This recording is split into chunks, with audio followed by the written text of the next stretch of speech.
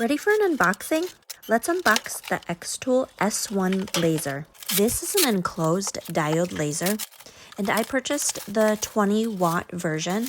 You can also swap out the laser head, so they have a 40-watt version and also an IR laser.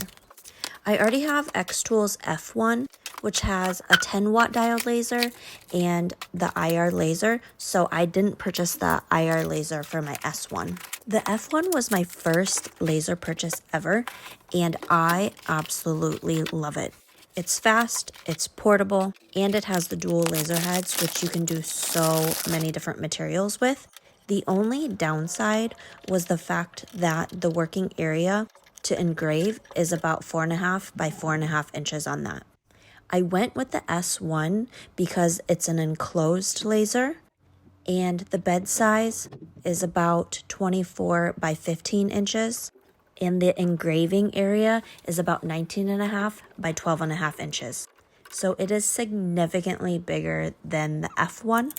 And I've been doing my best to engrave cutting boards with the F1, but this will make it so much easier. I really love the ease of use of the xTool products and their software, xTool Creative Space or XCS, has been super easy for me to learn too.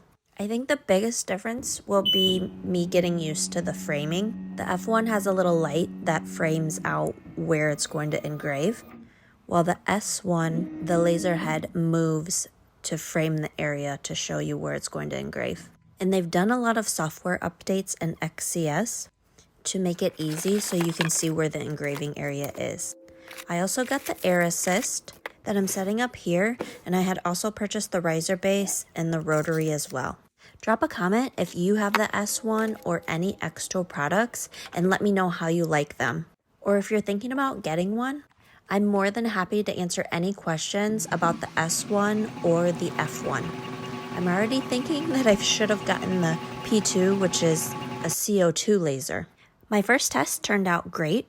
Comment any questions and happy crafting.